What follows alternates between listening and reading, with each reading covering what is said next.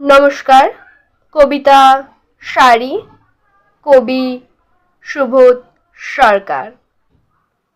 বিয়েতে ৫১টা শাড়ি পেয়েছিল মেয়েটা, অষ্টমঙ্গলায় ফিরে এসে আরো ৬টা। এত শাড়ি একসঙ্গে সে জীবনে দেখেনি। আলমারির প্রথম থেকে সেসব রাখলো নীল শাড়িদের।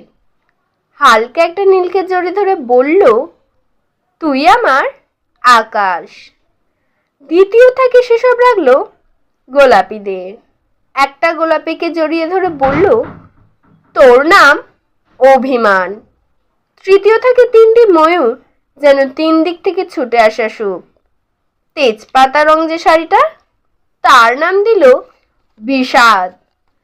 সারা বছর সে শুধু শাড়ি উপহার পেল। এত শাড়ি সে কি করে এক জীবনে পরবে? কিন্তু বছর যেতে না যেতেই ঘটে গেল সেই ঘটনাটা। সন্ধ্যের মুখে মেয়েটা বেরিয়েছিল স্বামীর সাথে চাইনিজ খেতে।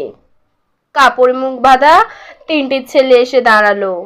স্বামীর পেটে ঢুকে গেল ১২ ইঞ্চি। ওপর থেকে নিচে নিচে নেমে ডান দিকে যাকে বলে ইল পড়ে রইল খাবার। চিলের ফ্রিজ থেকেও তখনও ধোঁয়া উঠছে। এর নাম রাজনীতি, বলেছিল পাড়ার লোকেরা।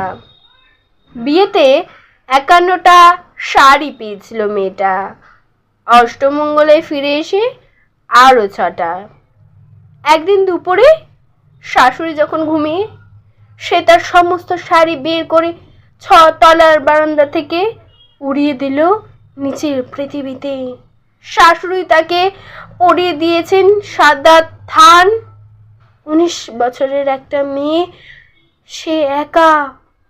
কিন্তু সে থানও এক ছটকায় খুলে নিল ৩জন পাড়ার মোড়ে। একটি শব্দ নগ্ন বিধবা দৌড়চ্ছে আর চিৎকার করছে, বাঁচাও বাঁচাও বাঁচাও।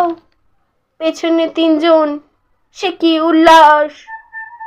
নির্বাক পাড়ার লোকেরা। বিয়েতে ৫১টা শাড়ি পেয়েছিল মেয়েটা, অষ্টমঙ্গলায় ফিরে এসে আরো ৬টা।